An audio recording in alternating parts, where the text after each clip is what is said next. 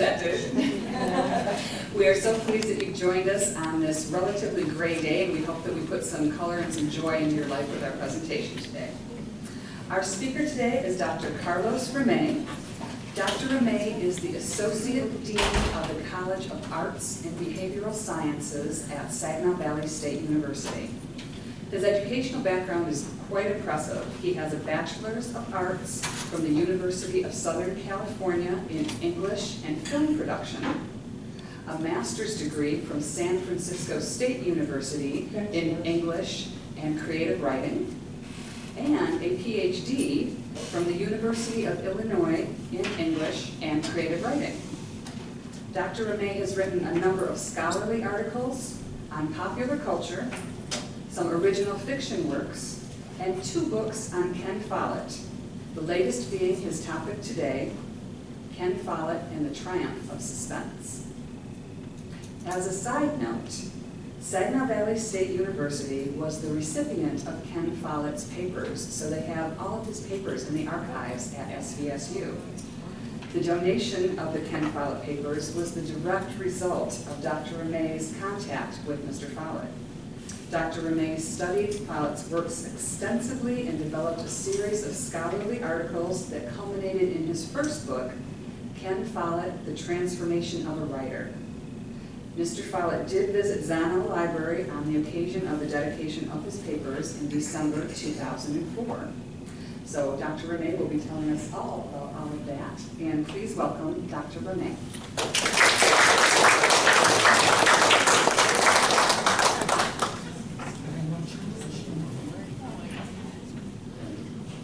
Well, thank you, Trish, for that wonderful introduction, and also for inviting me to speak on this occasion with Book for Lunch.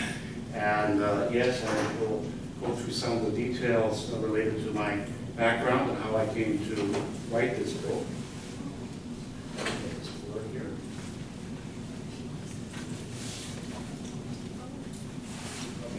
I have to hear a little bit harder. Yes, that's my name, Carlos Ramet.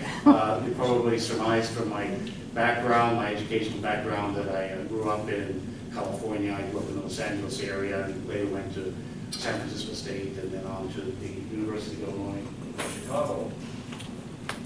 Associate Dean, as Trish mentioned. A couple of other things that might be relevant here. Professor of English and Creative Writing. The background in creative writing helped me understand Follett's work. I thought that was really important, that I had that dual interest, both in scholarship as well as in creative writing fiction.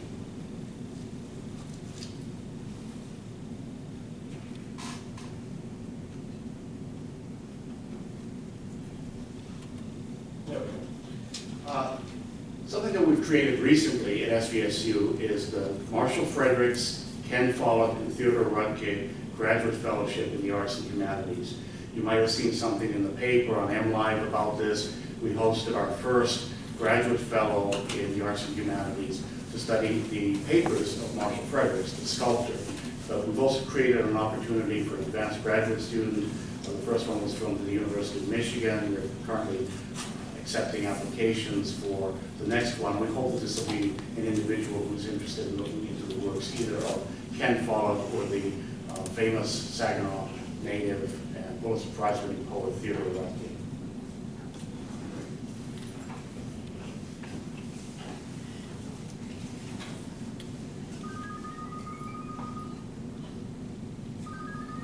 Author of 2 books on Ken Follett. The first one came out in 1999, Ken Follett, The Transformation of a Writer. The second one came out much more recently. I brought that out in December, actually January 2015. If any of you picked up copies from Amazon or some other source, I'd be very happy to autograph them and dedicate them if you must.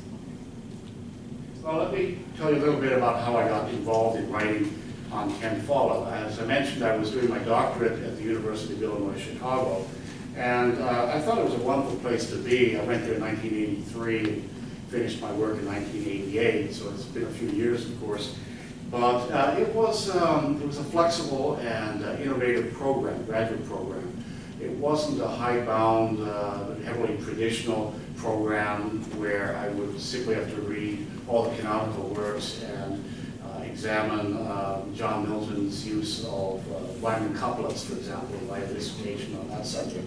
Instead, we had some flexibility. We were steeped, of course, in classical works of English literature, but we could also broaden our approach. I was able to write a creative dissertation, work of fiction, book-length work of fiction. But in our examination areas, we were able to select things that seemed to make sense for us. So I had selected modern British literature, 1890 to 1930. So that would be the period of Joseph Conrad and James Joyce and Virginia Woolf, the beginnings of modernism and so on. I could also do examination areas in popular culture theory. So I was looking into the origins and development of the thriller form. And when you really think about the classic British chase thriller, it originates around the time of modern British literature, in the 1880s, 1890s. So that was a good fit. And then they also allowed us to take our exams on a single major author, a Shakespeare or a John Milton. And I selected Graham Greene. Some of you might be familiar with the British thriller writer Graham Greene, who wrote The Heart of the Matter, Brighton Rock, probably best known for The Third Man, which was turned into a film with Joseph Cotten and Orson Welles. And what intrigued me about Graham Greene is that he was on the border of the serious and the popular. He wrote books which were highly entertaining, which were great reads, which were suspenseful, but he also raised some very serious ideas, some very serious issues. And so I was studying those three major areas, and I was in a graduate seminar, and we were looking at theories of popular culture criticism. And in particular, we were looking at the application of fables and folklore to contemporary popular works. And so for my seminar paper, I was asked to apply some of these theories to a book. I went over to the college bookstore at the University of Illinois, Chicago, and I saw a book by Ken Follett. I hadn't read anything by Ken Follett at the time, and it was The Man from St. Petersburg. Maybe some of you have read that. Well, it had a World War I setting. So I thought, okay, that sort of coincides with my areas of interest. And then I read the blurb on the back, and it said, goes down with all the smoothness of an olive in a martini. And I said, well, that sounds pretty good. So I bought the book, I read it, I wrote my seminar paper, I applied these theories, and my graduate advisor really liked it. He said, why don't you submit it to a conference?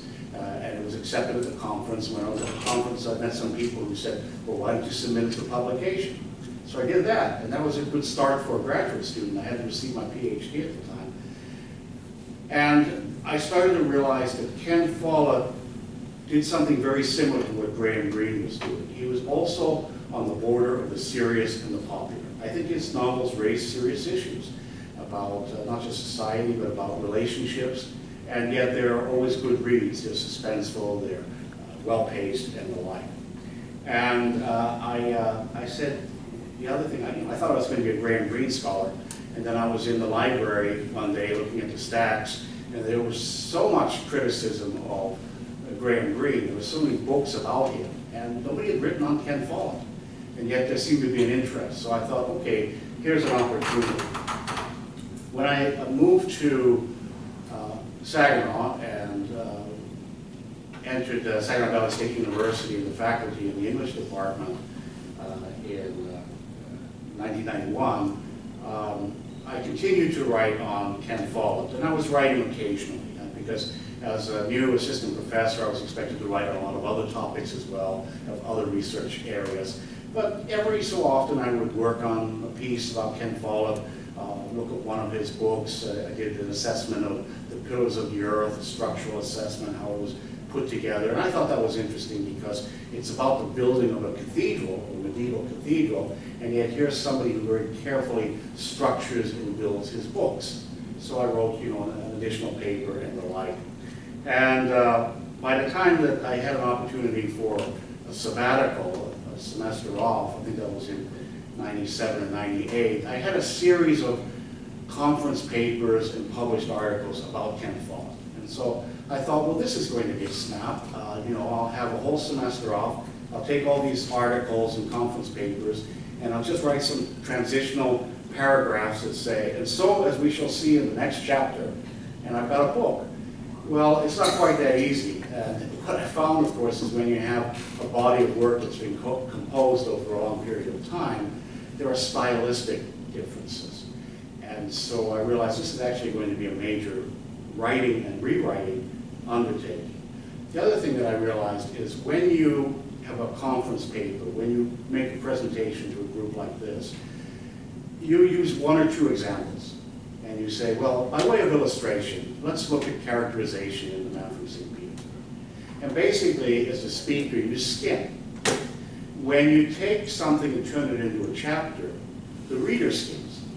And so you have to have much more detail and a lot more information in the chapter than a reader might ever really scrutinize. They might read it word for word, but a lot of times, especially with scholarly works, people are looking for one or two key sections that relate to their interests.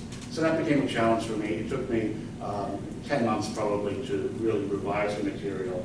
And I published the book in 1999.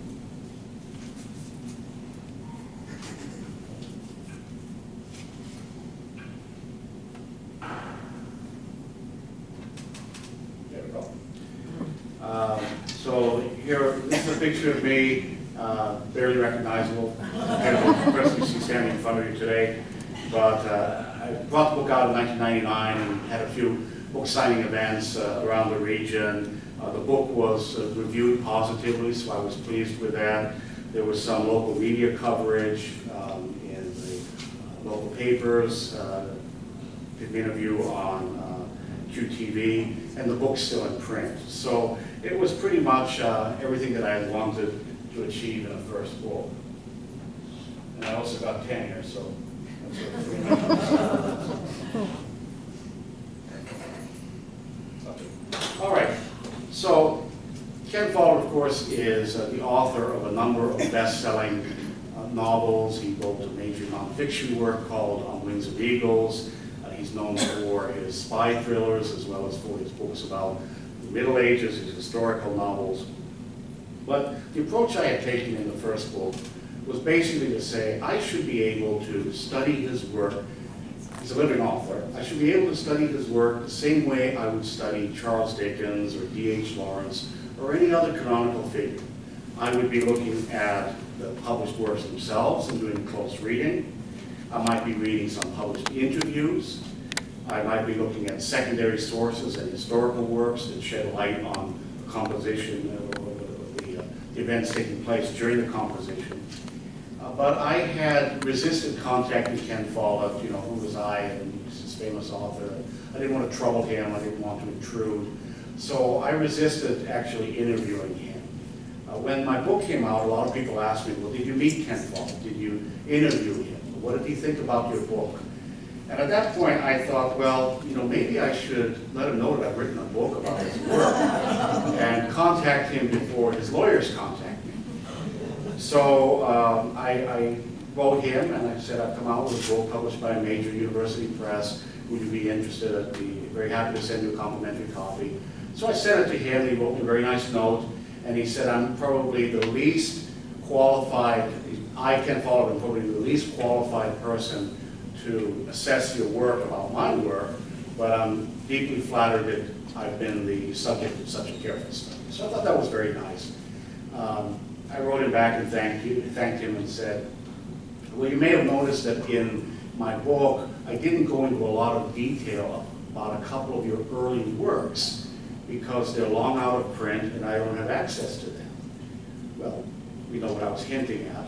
So he said, I have a couple of spare copies. Would you like them? So he sent me 2 long out of print books and I assessed them, and years later I wrote an article analyzing those books. And I thought that was essentially the end of it.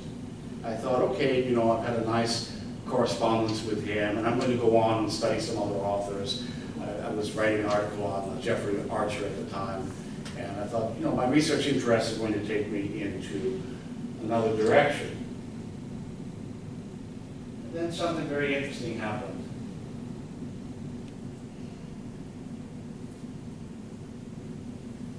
Nothing.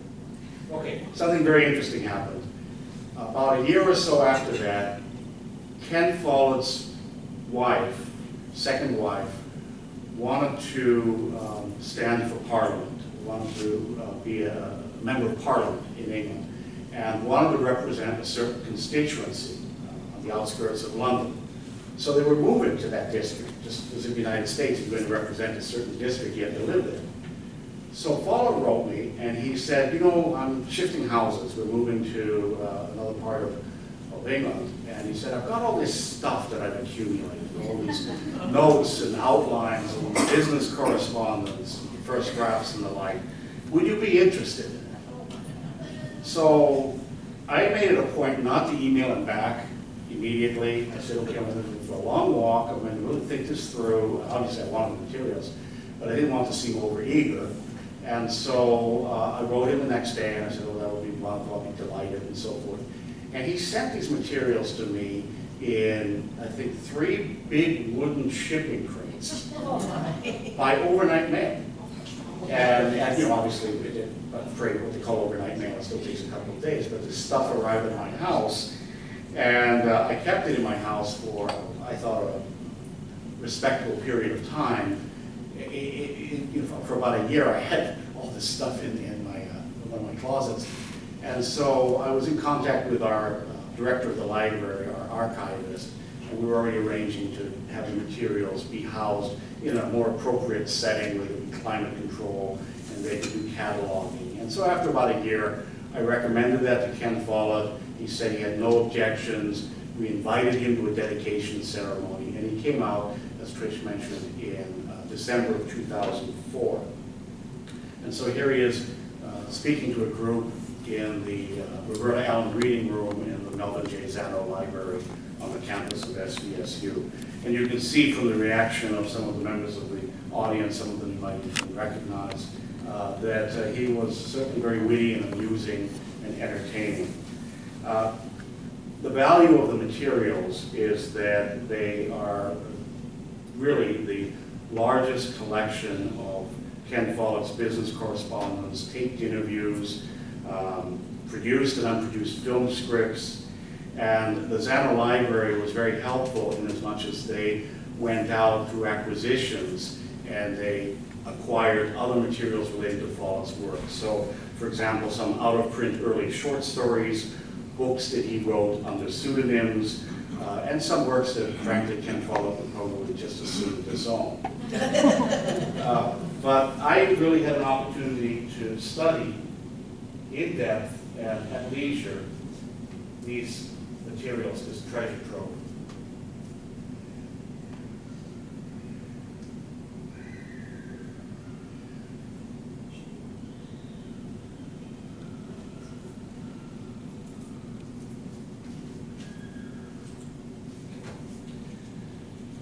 This is an example of what's in the collection, and you probably can't see it all that well, but this is a galley proof from what became arguably one of his most famous novels, Eye of the Needle. It was originally published in Britain as A Storm Island in 1978.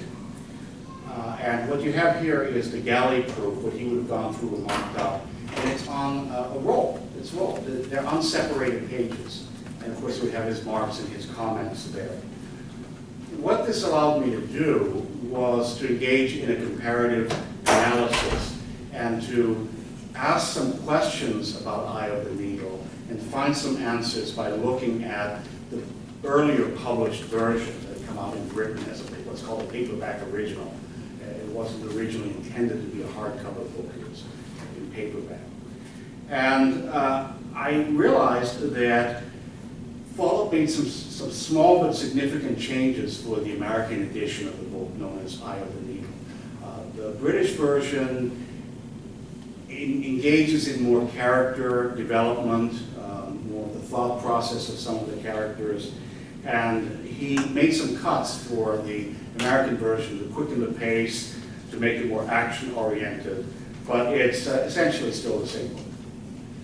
The international success, the best-selling success of Eye of the Needle, I think led to the false impression that Ken Follett burst on the scene with this inaugural book. it wasn't at all the case. He had essentially a relatively long, well, it wasn't that long in terms of time, but in terms of the number of books, he had a major apprenticeship, so to speak. Eye of the Needle is actually his 11th book.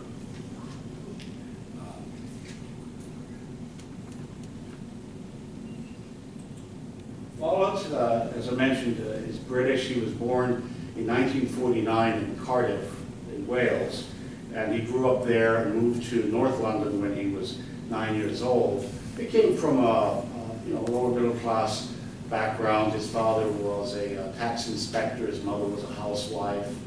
They lived in a duplex, what we would call a duplex over here. His family was deeply religious. And that's significant in terms of his writing because I think he was influenced by the plain but descriptive style of the King James Version of the Bible. And that sort of narrative approach. Very accessible, but also very strong, very solid. And he was also influenced by his early reading. He was a precocious reader and read all the popular books by Ian Fleming. You know, the James Bond series, if you read the books and ignore the movies, is actually quite literary. And there's a lot of lush description in Ian Fleming's novels.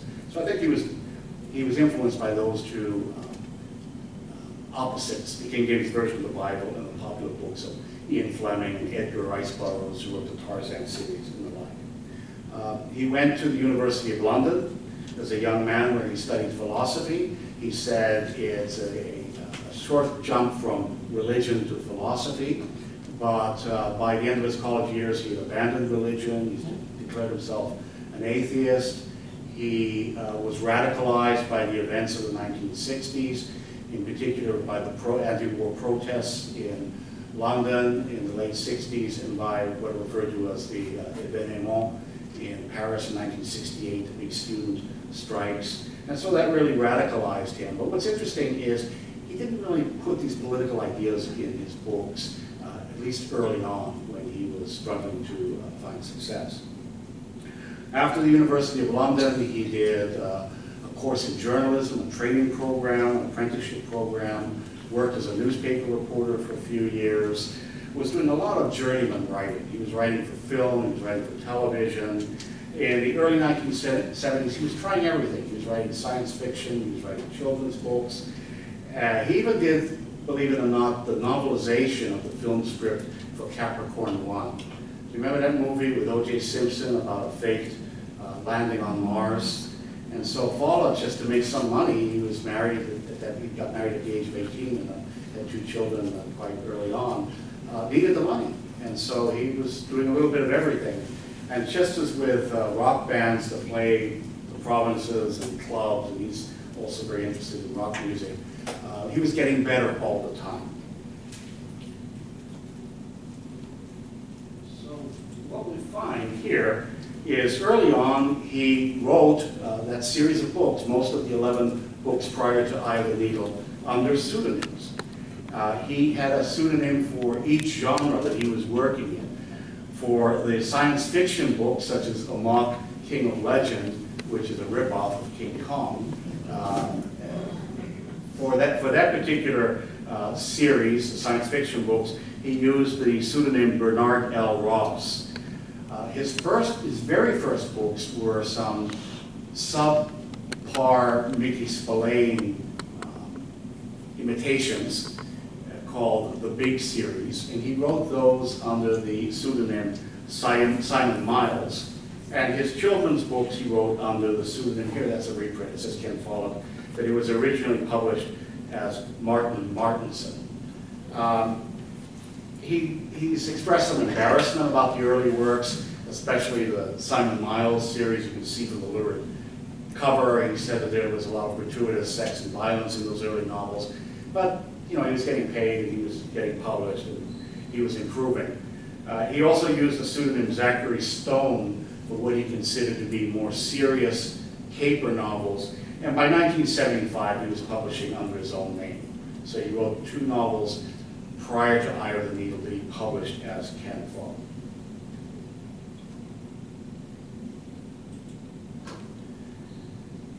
His breakthrough bestsellers, the books with which he's often associated and that led to his international best-selling success. Started in 1978 with Eye of the Needle, and were followed by Triple the next year, and The Key to Rebecca in 1980. It was only with that third international bestseller that Follett felt he was securing success. And here's a picture of him. He moved to the south of France for tax reasons in the late 1970s. And here he is in his study in Grasse in the south of France, working on what would become Triple. And the archives, this wonderful body of material that we have available to all of us in the Zama Library, allowed me to study Follett's process, his research methods, and above all, the give and take, the collaboration with his agents and his editors. In fact, what really emerges in the correspondence and the outlines is the nature of his working relationships, and this emerges through the correspondence.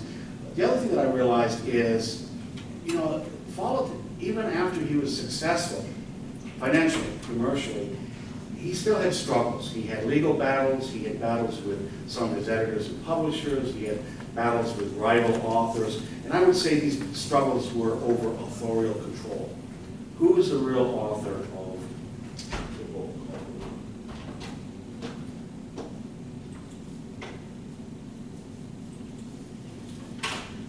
This is an example of some of the correspondence. I don't know how well you can read it here. It's a letter from Al Zuckerman, his agent of long standing. Zuckerman started to represent Follett, first met Follett in 1976, so he was with Follett almost from the beginning. Only left as his agent about 2 years ago, so that tells you how long these two gentlemen were collaborating. And the letter, and I'll read some of it, attests to the warm, collaborative working relationship of mutual respect. So, a couple of things here. He's commenting on Yellow Cake Pirates, which was the working title for Triple. And he says, first, I agree with Anthony and with Felicia here in our office that we have some sort of problem with Sousa, who doesn't, in your outline, seem to be organic to the story. And he goes on and he offers all kinds of advice. And what you see, and by the way, Zuckerman was an accomplished author in his own right, and he taught playwriting at Yale. And so Follett, and he was older than Follett, so they respected each other. And Follett will write notes, okay, something like that. Or down here, no, this doesn't work. So here is the critique, and then at the bottom, Zuckerman writes, is Mary coming? I assume Follett was going to New York to visit his agent. And then he says, Ken, your reservations are set at the Biltmore, double rooms, begins at 10 a.m. on such and such a date, a confirmation to be sent, love Al. Okay, so this tells you about the kind of relationship that these two individuals have on a working level and on a personal level. This is really in contrast to the kind of relationship he had with his first American editor, a gentleman named Donald Fine, who was actually from Michigan, went to Cranbrook Academy, and Fine started a publishing house called Arbor House, named for Ann Arbor, Michigan. And Fine was sort of a tyrannical, old-fashioned head of a publishing firm that he owned and operated. And he claims that he was the reason why Eye of the Needle was successful. He claims that he was the one who really rewrote it and gave it narrative drive. Now I've studied the materials, and as I mentioned to you, the changes that Follett made between the British edition and the American edition were relatively minor. So I don't agree with what Donald Fine was claiming. This is a galley proof from the second novel, the second novel that they worked on together, Triple. And it shows you really how the relationship was deteriorating. I've never, I worked on a magazine for a few years, and we would send proofs back and forth between the editors and the writers, and you'd mark them up. But I've never seen anything as marked up as this. And what had happened is, Fine, they were of different generations, and Follett had grown up during the sexual revolution of the 1960s, and had a progressive mother, and was pretty open-minded about a lot of things related to sexuality. And Fine was more old-fashioned. He grew up at a time when there was still censorship in books like Lady Chatterley's Lover. And so he took, he crossed out all this stuff that had to do with human sexuality. And Follett painstakingly wrote everything back in by hand and threatened legal action to have his version published.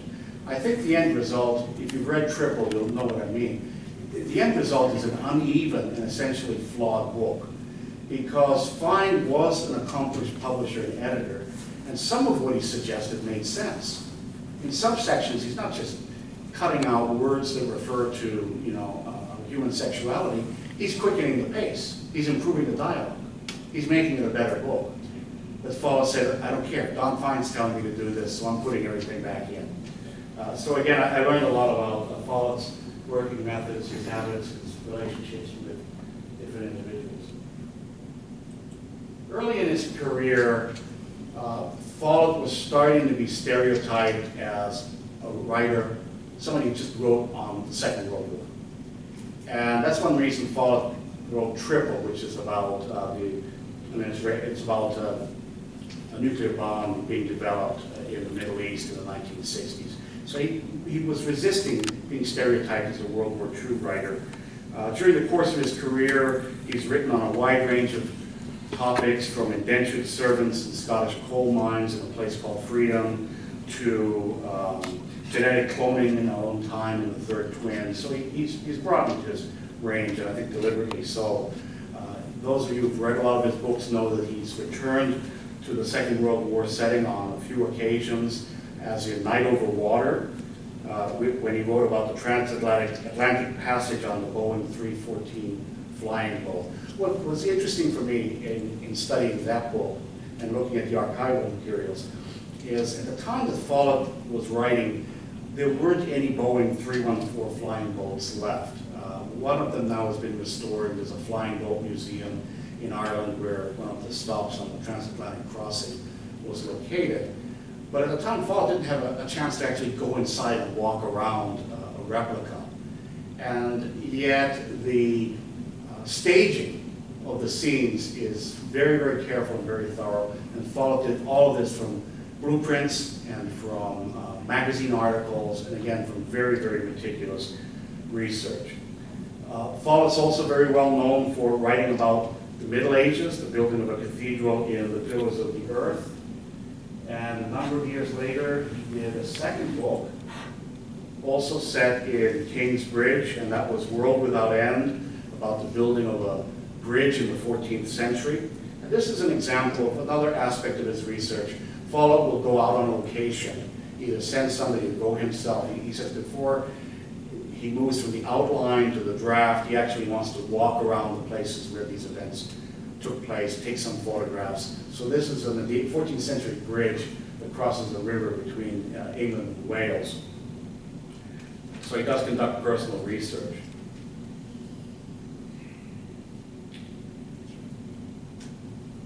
A little bit more about working relationships and books that he's written. Follett was contacted by Ross Perot's wife, Margot Perot, in the early 1980s, because she thought he was American, for one thing, and she liked his books that were set in the Middle East. And you may recall that Ross Perot organized a rescue mission when 3 of his EDS executives had been taken hostage at the height of the Iranian Revolution in 1979. And he contacted an individual named Arthur Bull Simons, who had been a special operations soldier and had organized a rescue attempt in Vietnam to get some of the prisoners of war out. You might recall that incident as well. So Perot had contacted Bull Simons for this rescue mission, and then he wanted a book written about it. So Margot Perot contacted Ken Follett and got Follett talking to Ross Perot. And Follett was intrigued. He said, well, I haven't done journalism in a long time. When I was a reporter, I wrote articles. I never did a major book-length book. So he was intrigued by the opportunity to tell the story that became On Wings of Eagles, about this rescue attempt. And the book was commissioned by Perot, as I mentioned, and Follett spent a lot of time in Texas interviewing some of the participants in the event, and he wrote this particular book. I find it interesting because it becomes a reflection on leadership styles. At the time that this picture was taken in Texas at Perot's mansion, Bull Simons had passed away, but there's a large portrait on the wall. And so the book explores Bull Simons' leadership style, but also Ross Perot's leadership style. The working relationship with Perot was very warm and cordial. There were a lot of gags. There are photographs in the archives of Perot with a mustache drawn in with a black marker.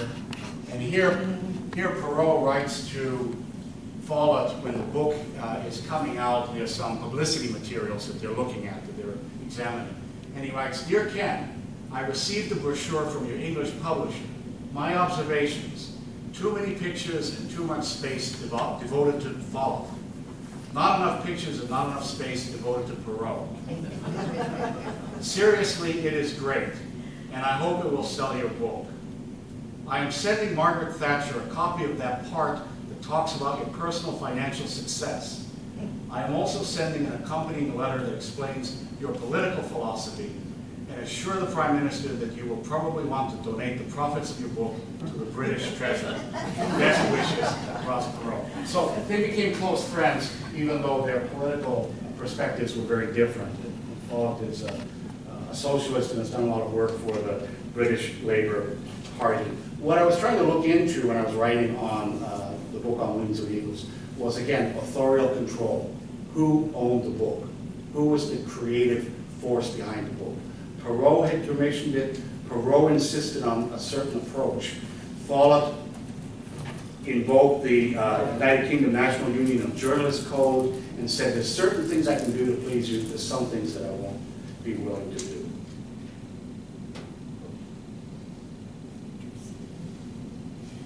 I mentioned Follett's political leanings and his wife being a member of Parliament. Follett, after his financial success through the Pillars of the Earth, became much more involved with the British Labour Party, and he and his second wife, Barbara Follett, became part of Blair's Labour Lovies group. These were celebrity fundraisers for the British Labour Party. And the Folletts and the Blairs were actually good friends. Now, Follett had a very public falling out with Tony Blair in, I think, the year 2000 over Blair's secrecy, alleged secrecy, that he would create leaks to journalists for his own advantage. So Follett denounced him in a newspaper article and said that Blair engages in the blackest art and all sorts of dirty tricks. And so their relationship, their political relationship, the working relationship, fell apart. So when Follett published World Without End in 2007, a lot of people seized on the surface similarities between Tony Blair and the evil cleric Godwin. Okay?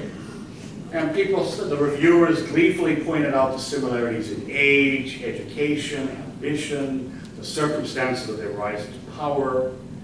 And Follett was questioned about this. He didn't quite deny that he'd modeled Godwin on Blair, but he also said, well, you know, a writer creates characters. And I think Follett actually enjoyed being asked about Blair because then he could launch into a criticism of Blair's Iraq policy and the like. But when I was able to look into the archival materials, on closer examinations, those surface similarities do not hold up. In Follett's extensive correspondence on the book with his agents and his publishers, in his notes, there's no reference to Blair. The psychology between the fictional Godwin and the factual Blair is actually very different.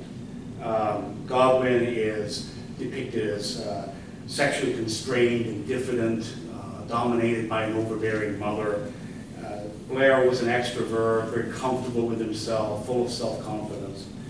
But most importantly, and most tellingly, what I found in the archival materials is that Follett had drafted a sequel to The Pillars of the Earth in 1989, in which the model for the character Godfrey actually appears, and some of the same scenes and some of the same descriptions. And 1989 was when Follett was at the height of his friendship with Blair, and there are other reasons why I felt it was just largely a coincidence. But above all, the materials have given me an opportunity to study Follett's writing methods, his meticulous research, his ability to blend forms in the many popular novels that he's written. So I thank you for your patience, and I would be happy to address any questions you might have.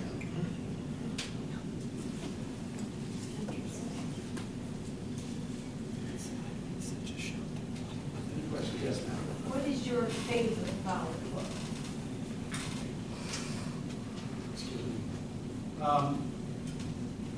I would actually say that there are a couple. I think On Wings of Eagles is one that any Follett fan, any Follett appreciator should read because of the way in which he wrote this very carefully researched nonfiction book.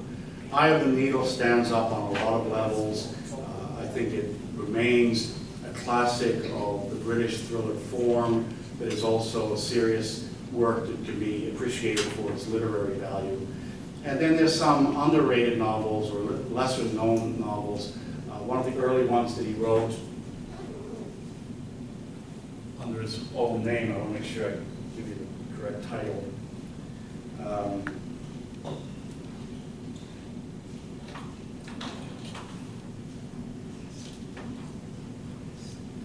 The Shakeout. He wrote two books under his own name very early on, The Shakeout and The Bear Raid. It's about industrial espionage. And I think that